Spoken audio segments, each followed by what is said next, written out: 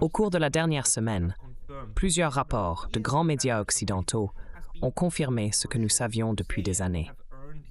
Cependant, le dire ouvertement vous aurait précédemment étiqueté comme théoricien du complot. Le week-end dernier, le New York Times a publié un article étonnant sur la guerre d'espionnage des États-Unis en Ukraine. Il a révélé les liens profonds entre les unités de renseignement américaines et ukrainiennes, affirmant que cette relation date de 10 ans.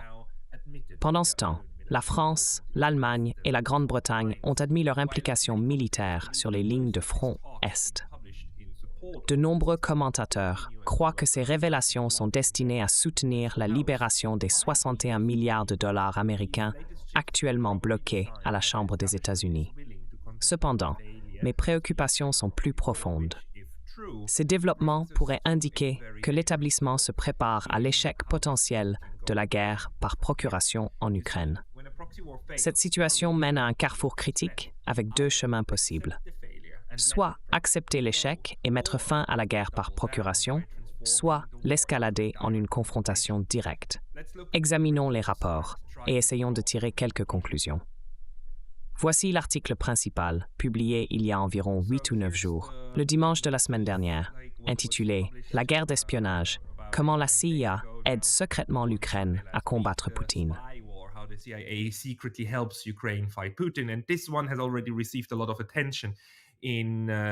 Celui-ci a déjà reçu beaucoup d'attention, notamment sur YouTube. Beaucoup de gens essaient d'en comprendre le sens, car c'est bizarre. À ce stade, The New York Times a publié quelque chose qui semble être du vrai journalisme, du journalisme d'investigation.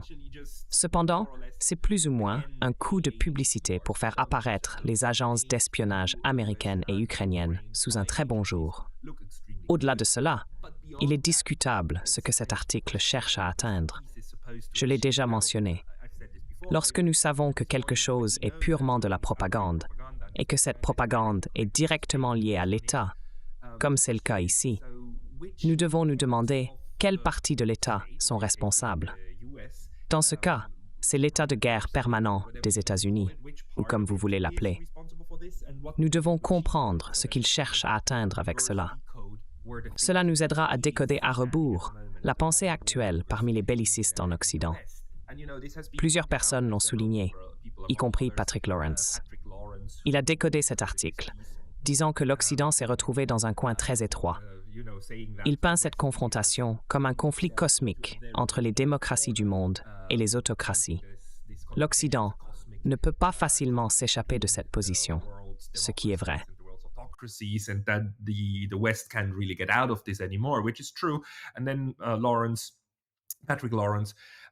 Et puis Lawrence dit, Patrick Lawrence dit aussi, « Regardez, c'est ridicule, cet article ici, parce qu'il est écrit comme un rapport d'investigation par deux journalistes, l'un basé à Washington, D.C. et l'autre à New York. Aucun des deux n'est un correspondant en Ukraine. Ils parlent de détails très complexes, de comment les choses fonctionnent sur le terrain, de se salir les mains. Le plus sale que leurs mains aient été, c'était probablement en tapant sur leur clavier. C'est à peu près tout. Mais ça commence même comme ça. Niché dans une forêt dense, une base militaire ukrainienne semble abandonnée et détruite. Son centre de commandement, une carcasse brûlée, une victime du barrage de missiles de la Russie au début de la guerre. Mais cela, c'est en surface. Les journalistes d'investigation vont sous terre. Ils apprennent qu'il y a des bunkers avec des missions d'espionnage secrètes et des centres. Le bunker souterrain est un centre nerveux secret de l'armée ukrainienne. L'idée que cet article n'a pas été écrit avec le consentement explicite ou à la commande de la CIA dont il parle est risible. Donc c'est clairement quelque chose qui a été introduit dans le mainstream. Et puis la question est, quel est le but recherché? La base est presque entièrement financée et partiellement équipée par la CIA. The base is almost fully financed and partially equipped by the CIA. Okay, so if we depart from the idea that this D'accord. Donc, si nous partons de l'idée que cet article a été entièrement fourni au New York Times par la CIA, comme le suggère également Patrick Lawrence, alors ce que cela nous dit, c'est que la CIA veut qu'il soit su que cela fait 10 ans qu'elle défend l'Ukraine et aide les Ukrainiens. C'est désormais un motif de fierté que le New York Times est autorisé à rapporter. Le soutien est continu depuis longtemps et très explicite. C'est ce que l'article met en évidence. Sans le soutien des États-Unis et de la CIA, les Ukrainiens n'auraient pas pu atteindre leurs objectifs. Ils ont eu des victoires fantastiques contre les Russes et ont pu se défendre. C'est le récit présenté. Le partenariat de renseignement entre Washington et Kiev est crucial pour la défense de l'Ukraine. La CIA et d'autres agences de renseignement américaines fournissent des renseignements pour des frappes de missiles ciblées, suivent les mouvements de troupes russes et soutiennent les réseaux d'espionnage. En d'autres termes, chaque fois qu'un soldat russe est tué, la CIA et les États-Unis jouent un rôle significatif. Ils disent qu'ils ont fait leur part pour aider à tuer les Russes et défendre l'Ukraine. Je ne dis pas que l'Ukraine ne se défend pas. Je dis que la CIA revendique une part du mérite.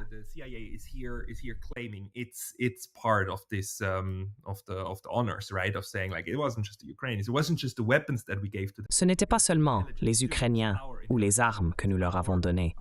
C'était aussi le renseignement. Notre intelligence, notre esprit et notre savoir leur ont permis de faire ce qu'ils ont fait. L'article tente de montrer à quel point cette connexion est étroite et comment elle s'est établie. C'est un très long article, de plus de 5000 mots. La relation est tellement ancrée que des officiers de la CIA sont restés dans un lieu isolé en Ukraine occidentale lorsque l'administration Biden a évacué le personnel américain la semaine précédant l'invasion de la Russie en février 2022. Un officiel ukrainien, Ivan Bakanov, qui était alors à la tête de l'Agence de renseignement intérieur de l'Ukraine, le SBU, a dit « Sans eux, il n'y aurait eu aucun moyen pour nous de résister aux Russes ou de les battre. » L'imagerie est macabre, incluant une photo d'un soldat russe mort, apparemment avec sa tête séparée de son corps. Une imagerie absolument macabre. Mais le ton suggère que nous devrions être fiers d'avoir atteint une telle résilience en Ukraine. Les détails de ce partenariat de renseignement, dont beaucoup sont révélés pour la première fois par le New York Times, ont été des secrets bien gardés pendant une décennie. Alors, s'ils ont été des secrets bien gardés pendant une décennie, pourquoi sortiraient-ils maintenant? If they have been closely guarded secrets for a decade, then why would they come out now? And why would you pretend that this is in some form an investigative? Pourquoi quelqu'un prétendrait-il que ceci est une forme de journalisme d'investigation? Il est évident que cela est fait avec l'approbation de la CIA, sinon à leur demande. Souvent, ils ne révèlent pas leurs sources, invoquant le besoin de les protéger. Des officiels des États-Unis et de l'Ukraine parlent parfois uniquement sous condition d'anonymat. Je ne comprends pas pourquoi les journalistes pensent que nous croyons encore que ceci est un travail d'investigation authentique. De vrais journalistes, comme Seymour Hersh, révèlent des vérités qui défient le système et l'état central de guerre. Cet article, cependant, soutient l'état de guerre centralisé et loue comment il a soutenu l'Ukraine. Il suggère même que le soutien pour l'Ukraine a été trop lent et prudent dans la guerre contre la Russie. Cet article prétend être basé sur plus de 200 entretiens. Réaliser 200 entretiens prendrait des mois. Même s'il s'agissait de 200 sources écrites, ce serait encore une pièce très élaborée. Le moment de la publication de l'article, coïncidant avec le besoin de soutien aux États-Unis pour envoyer des armes, est très révélateur. Le niveau de faire-semblant dans cet article est significatif. The make-believe in this article is huge. Les républicains au Congrès ont bien sûr également mentionné que s'ils mettaient fin au financement militaire de Kiev, la CIA pourrait devoir réduire la voilure. Cela ignore le fait que la CIA dispose de son propre budget. Elle ne dépend pas des 61 milliards de dollars américains de financement supplémentaires qui sont censés être utilisés pour envoyer plus d'armes en Ukraine. Poutine a longtemps accusé les agences de renseignement occidentales de manipuler Kiev et de favoriser un sentiment anti-russe en Ukraine. Intéressamment, cet article admet plus ou moins cela. Il suggère qu'il y a eu une opération de la CIA de longue date en Ukraine, visant à éliminer les éléments pro-russes et à retourner l'Ukraine contre la Russie. Cependant, l'enquête du Times a trouvé que M. Poutine et ses conseillers ont mal interprété une dynamique critique. La CIA ne s'est pas imposée en Ukraine. Les responsables américains étaient souvent réticents à s'engager pleinement, craignant que les responsables ukrainiens ne puissent pas être dignes de confiance et s'inquiétant de provoquer le Kremlin. L'article tente de le présenter différemment, suggérant que ce n'étaient pas les États-Unis qui ont tenté de s'insérer indûment en Ukraine. Au lieu de cela, c'étaient les États-Unis qui ont été demandés, voire suppliés, de venir. À contre-cœur, au fil des ans, les États-Unis ont accepté de fournir une certaine assistance par le biais de la CIA.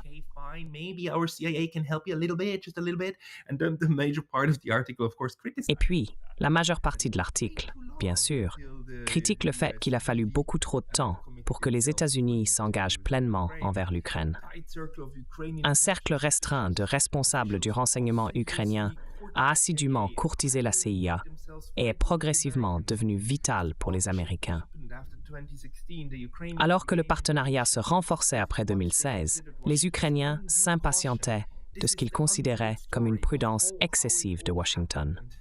C'est l'histoire inédite de comment tout cela s'est passé. Et cela n'est que l'introduction. C'est un article vraiment long qui va en profondeur. Le début prudent du partenariat de la CIA en Ukraine peut être retracé à 2 appels téléphoniques dans la nuit du 24 février 2014, exactement 8 ans, jour pour jour, avant l'invasion à grande échelle de la Russie.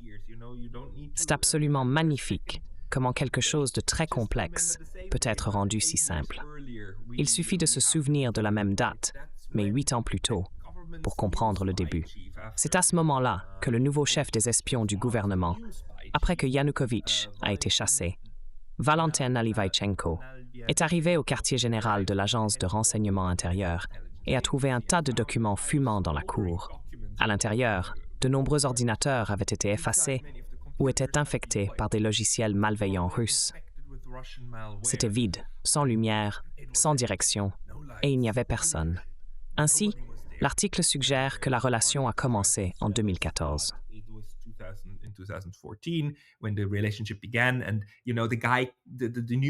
Le chef des informations est entré dans un bâtiment vide, n'est-ce pas? C'était une page blanche, rien avant, tout avait été enlevé. Et c'est une nouvelle agence d'espionnage. De zéro, cette agence SBU et son bras militaire ont été construits. C'était de nouvelles agences, rien d'autre avant. C'est aussi tellement fou. Chaque fois que vous voulez raconter une histoire, vous avez bien sûr besoin d'un début soigné. Et cette idée qu'avant 2014, la CIA n'avait rien à faire. Vous savez, jamais l'idée n'a traversé l'esprit de la CIA que quelque chose pourrait se passer avec l'Ukraine. C'était la première fois en 2014 qu'une sorte de connexion entre les Ukrainiens et les services secrets américains s'est produite. C'est une histoire très soignée, qui est bien sûr également totalement fausse. Je veux dire, nous savons l'implication de Victoria Nuland et de l'ambassade des États-Unis dans le Maïdan. Et il faudrait être idiot pour croire que la CIA n'avait rien à voir avec tout cela.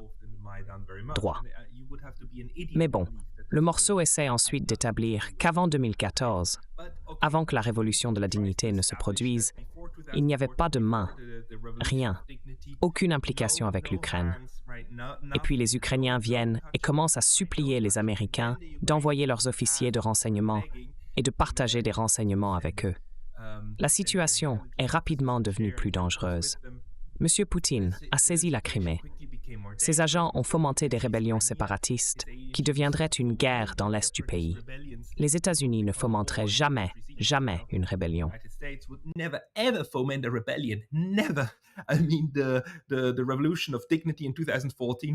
La révolution de la dignité en 2014 était un soulèvement indigène contre un dictateur maléfique qui avait été élu par le peuple 3 ans plus tôt.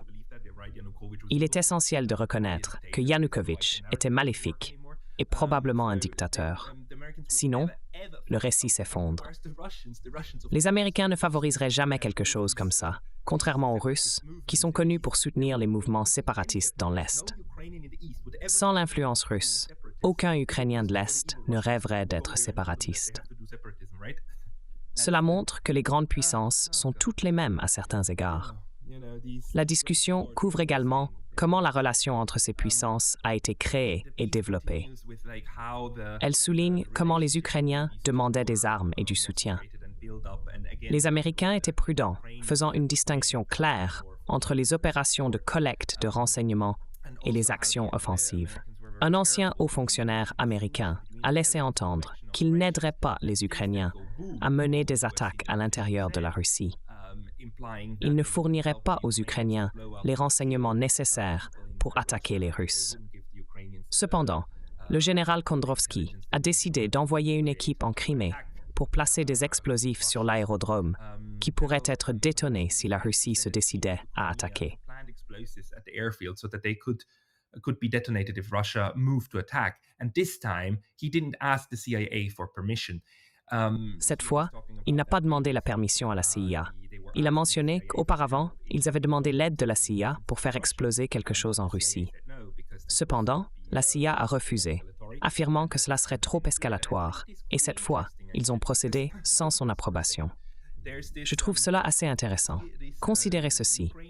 Le chef de l'agence d'espionnage ukrainienne, le général Konradyuk, décide de mener des actes de guerre. Faire exploser des infrastructures dans un autre pays constitue un acte de guerre.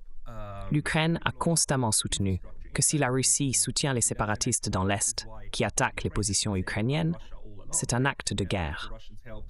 Maintenant, nous voyons la situation inverse avec les Ukrainiens planifiant des attaques. Intéressant. Ce n'est pas une initiative de Zelensky en 2016. Ce n'est pas Zelensky qui orchestre ces plans. Au lieu de cela, cela implique un général, et ils choisissent de ne pas chercher le soutien du leadership politique américain ou de la CIA. La position de la CIA était claire. Si vous allez faire exploser quelque chose en Russie, allez-y, mais ne nous informez pas au préalable. Nous ne voulons pas le savoir. Cette situation met en lumière un point intéressant que l'article reconnaît également. Les États ne sont pas des entités monolithiques.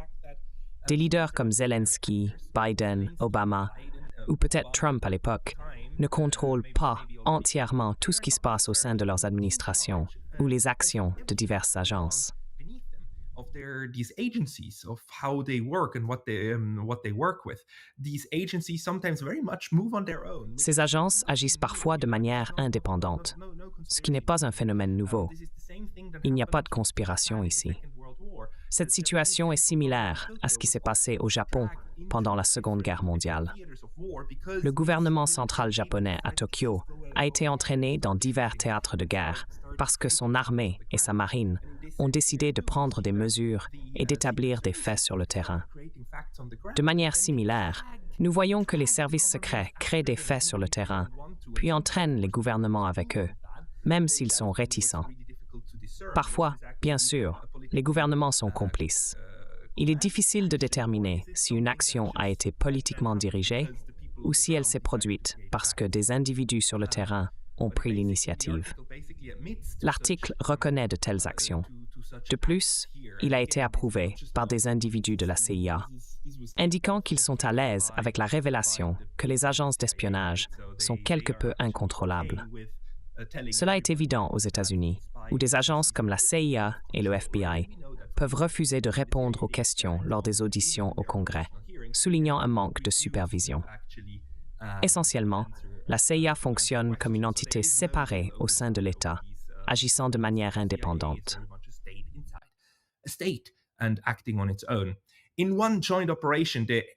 Lors d'une opération conjointe, le SHUR, le bras militaire du service de renseignement ukrainien, a trompé un officier du service de renseignement militaire de Russie en lui faisant fournir des informations.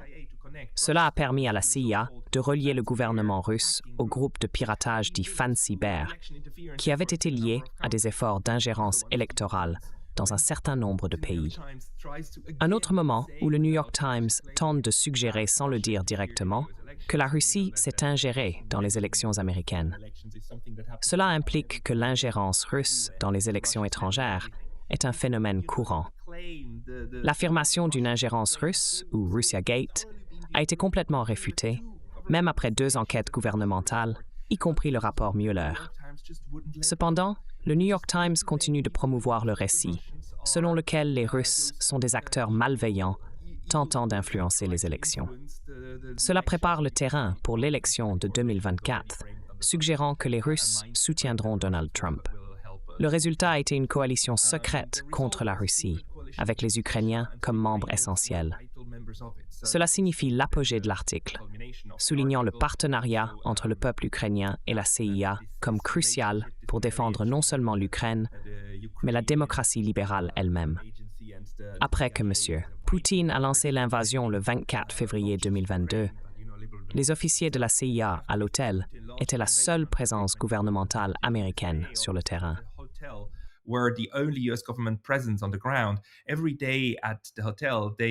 Tous les jours à l'hôtel, ils rencontraient leurs contacts ukrainiens pour transmettre des informations. Les anciennes menottes étaient retirées et la Maison-Blanche sous Biden a autorisé les agences d'espionnage à fournir un soutien en renseignement pour des opérations létales contre les forces russes sur le sol ukrainien. Donc voilà, je veux dire, une admission plus claire de l'implication directe des États-Unis dans la guerre. Il ne s'agit plus simplement de non-belligérance, pas seulement d'envoyer des armes, mais réellement de fournir les moyens, la connaissance, les informations et le ciblage nécessaires pour tuer des Russes sur le champ de bataille. Cela n'a plus rien à voir avec une quelconque forme de non-belligérance. C'est de la co-belligérance. C'est combattre la guerre aux côtés des Ukrainiens en Ukraine. Et c'est plus ou moins ce que nous retenons de cet article. En juillet 2022, des espions ukrainiens ont vu des convois russes se préparer à traverser le pont stratégique sur le fleuve Dnipro et ont informé le MI6. Les officiers du renseignement britannique et américain ont rapidement vérifié les renseignements ukrainiens en utilisant des images satellites en temps réel. Le MI6 a transmis la confirmation et l'armée ukrainienne a ouvert le feu avec des roquettes, détruisant les convois. C'est une manière directe, étape par étape, que la Grande-Bretagne et les États-Unis sont impliqués dans le choix des cibles, leur sélection, puis l'exécution des tueries de ces cibles. La question que certains officiers du renseignement ukrainien posent maintenant à leurs homologues américains, avec les républicains à la Chambre, menaçant de couper des milliards de dollars d'aide, est de savoir si la CIA les abandonnera.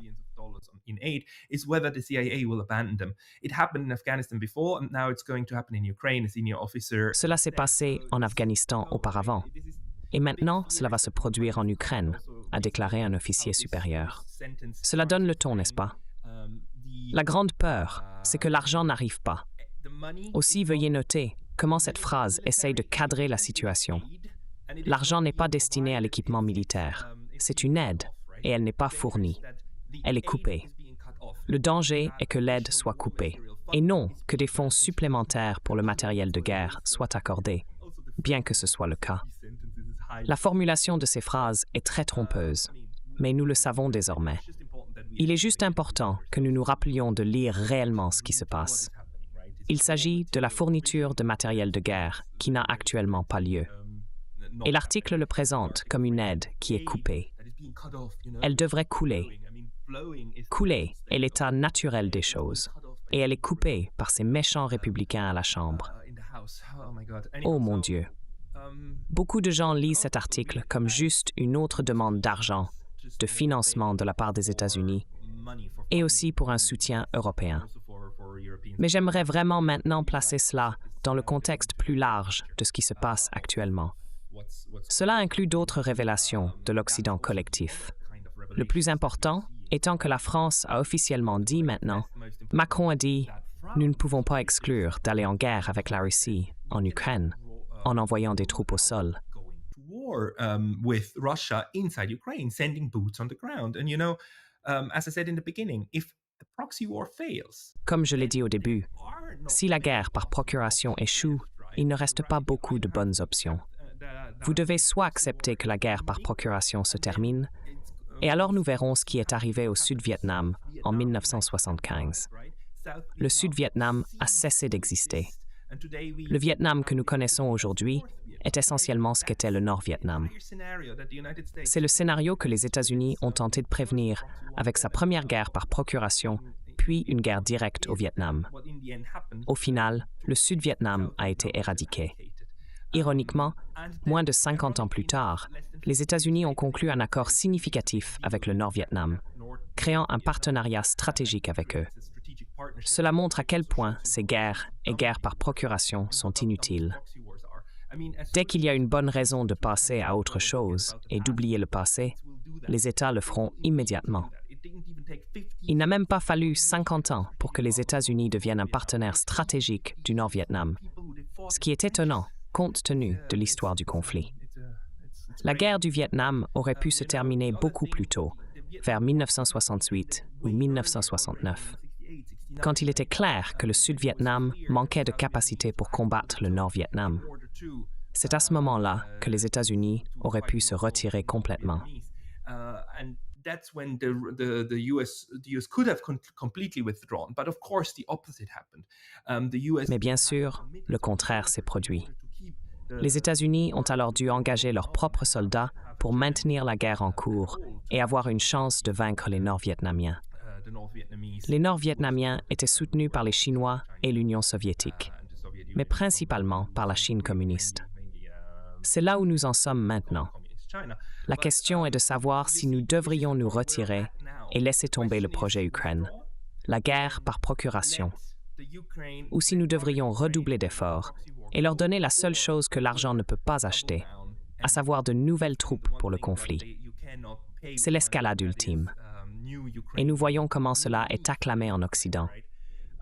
Ici, nous avons un titre du Guardian sous le titre « The Observer », n'est-ce pas, à propos de ce qui se passe. L'opinion sur les remarques belliqueuses d'Emmanuel Macron sur l'Ukraine concentre les esprits sur l'avenir de l'Europe. Cet article soutient cette vue. Pourtant, si l'intervention de Macron a concentré les esprits et attiré l'attention sur les efforts défaillants pour prévenir une crise désastreuse et une victoire qui établirait un précédent pour l'agression russe, elle aura été justifiée. Peu le diront à haute voix, mais l'Ukraine n'est pas en train de gagner cette guerre. Sa contre-offensive est au point mort. Elle perd du terrain. Les livraisons d'armes et de munitions promises ne se sont pas matérialisées. Les soldats en première ligne et les civils sont épuisés. Un point de bascule pourrait être proche. Oui, c'est exactement ça. Un point de bascule arrive. Cette crise n'a jamais été et n'est en vérité entièrement à propos de l'Ukraine.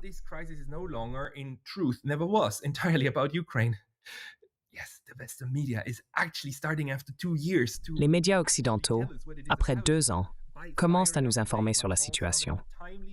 En initiant un débat, Macron a lancé un avertissement opportun concernant la sécurité future de l'Europe. Il y a un besoin urgent de moins planifier et d'agir de manière plus décisive pour soutenir Kiev dans la victoire de la guerre. The Guardian semble plaider en faveur de la guerre, exhortant à un engagement militaire, ou au moins à éviter la défaite.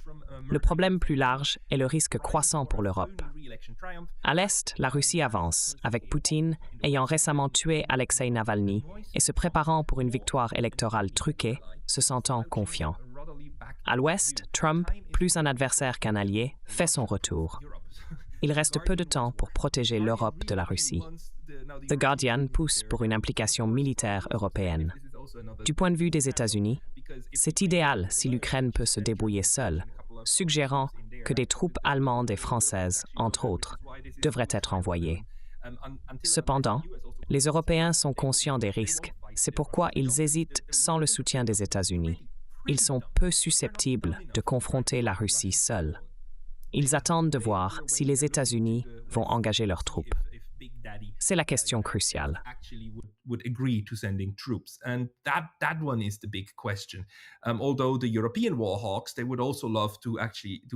Bien que les faucons européens aimeraient avoir une sorte de véhicule militaire qu'ils peuvent contrôler eux-mêmes, et peut-être même le tester un peu avec les Russes, ils savent que cela est dangereux.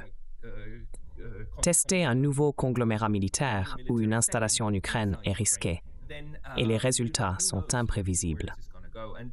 Ils sont conscients des dangers, donc ils cherchent toujours le soutien des États-Unis. En même temps, il y a des discussions sur l'Allemagne, qui vient d'être embarrassée, et comment l'Allemagne a embarrassé le Royaume-Uni.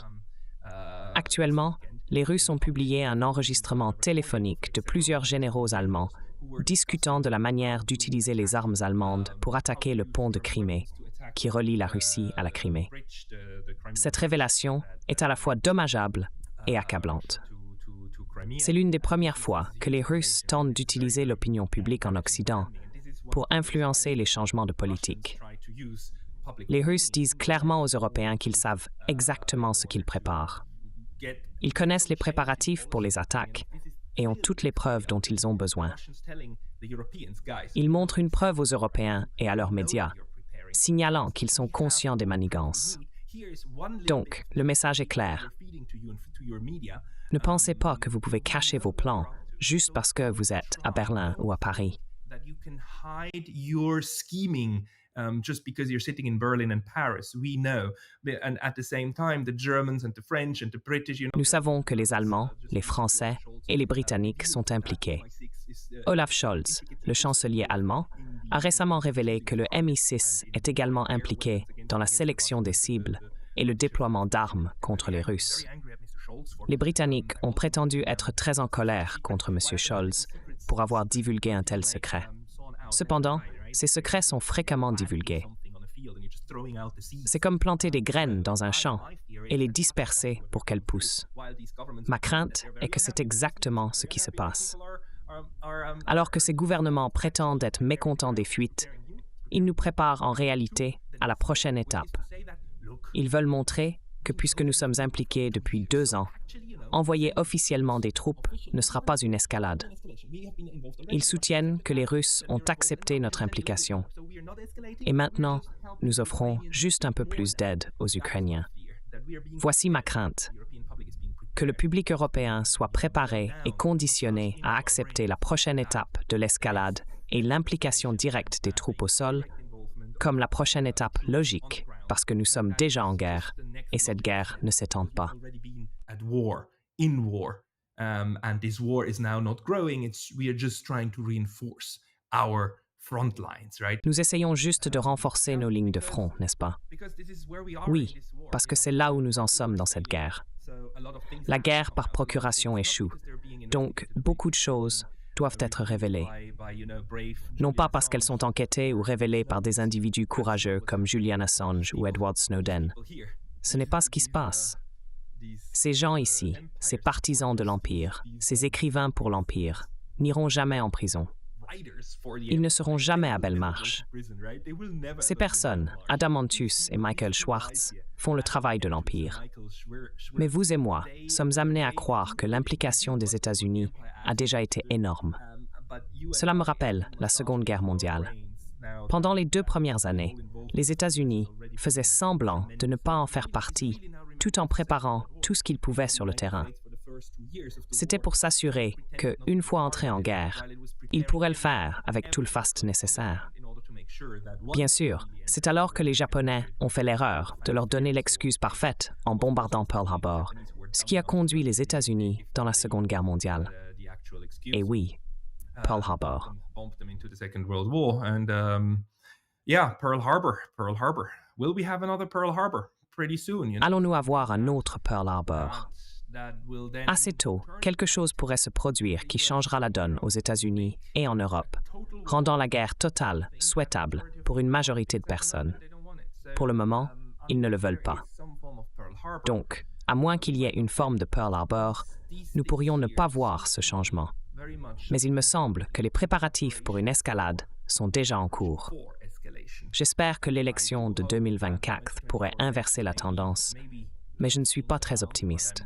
Je sais aussi qu'il y a des forces à l'intérieur des États-Unis qui sont en désaccord avec cela. Par exemple, il y a des gens comme Tucker Carlson qui ne veulent pas combattre la Russie parce qu'ils préfèrent garder ce potentiel pour un conflit avec la Chine. Mais les États-Unis ne sont pas un acteur unitaire. Il en va de même pour les Européens et les États en général. Il y a différents niveaux et décideurs avec des capacités et des compétences variées. La CIA, en particulier, peut agir seule dans certains domaines si elle le décide. Mais pour escalader une guerre, vous n'avez souvent pas besoin d'une grande décision politique. Parfois, quelque chose qui se passe sur le terrain suffit. La CIA est très compétente dans ce genre d'opération. Voyons comment cela continue. Member. My friends, let's see how this continues. Thank you.